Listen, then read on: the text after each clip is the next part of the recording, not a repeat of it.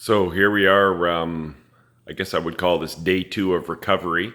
We drove back from New Westminster, basically Vancouver, last night. That was about 3.5 hours. So quite a comfortable ride. Actually had the seat in the passenger seat reclined all the way back, and had a blanket squished down there just to support my lower back there. So it was quite a comfortable ride, and was obviously on a little bit of hydromorphone there. And yeah, I was home the very next day, back to Kamloops. Even after that drive, my wife drove home, and it was quite comfortable. End up getting to bed around. I sat in the recliner there. I'll just show you that. Sat in the recliner there for a few hours, and then went to bed.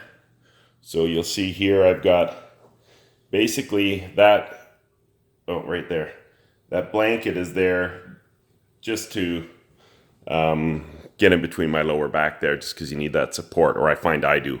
And then obviously the pillow there just for behind my head. But once I'm in that position, it is very, very easy to just sit there and basically be on the drugs and heal. Not a lot of movement, but not in any kind of pain. I mean, not more than you expect anyways.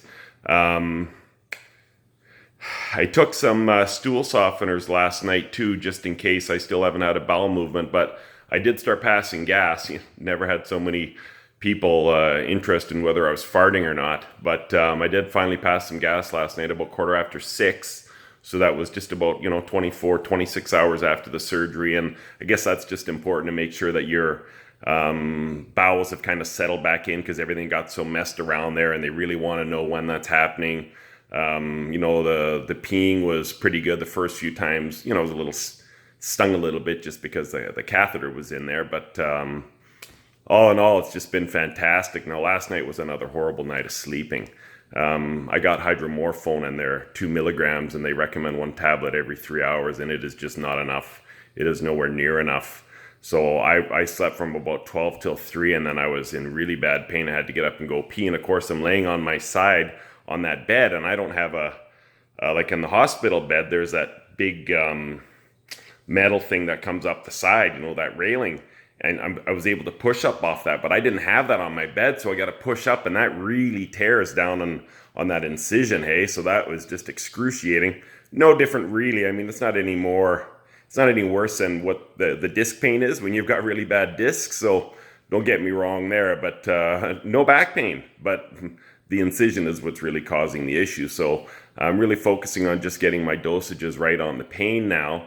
And I was sitting down here for about 3 hours, just got up to go pee, and that hurt a little bit to get up. But now that I'm up, I'm just standing up. I've been standing for about 10, 15 minutes and just kind of walking in place, just kind of doing a little gait, just like this, just kind of walking in place and walk back and forth. So I was up at 3 and then couldn't fall asleep. I doubled up. I took 2 more of those hydromorphones, and it didn't work. So by 5, I took 2 more. And I finally fell asleep at about 5:30 and woke up at 8:30. And again, really tough getting out of bed there because I didn't have that proper painkiller. But went to pee there and made sure I cleaned my mouth. They want to make sure your mouth is really clean. So they're really good. Listerine mouthwash really just burns everything away in there.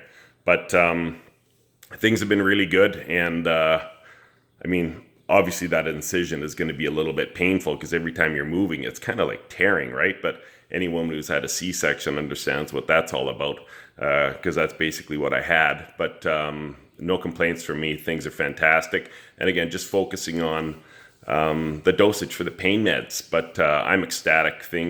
I don't think they could be going any better at this point. Now, day 2 of recovery, I got a long way to go. I guess I'm not allowed to drive for 6 weeks, but I got no complaints here, and just try to be thorough, giving you guys updates. And if you've ever got any comments or have any questions, just leave them down there below. I'll be uploading all these videos to YouTube. It's to help you and kind of document this, and I'll also be giving access to my doctor so he can send those out to his patients. But obviously, anyone's free to use these, so I will try to be as accurate as I can. Now, most of the time, I'm going to be pretty stoned on drugs, but that's what you get. Anyways, hope this helps, and we'll see you on the next update.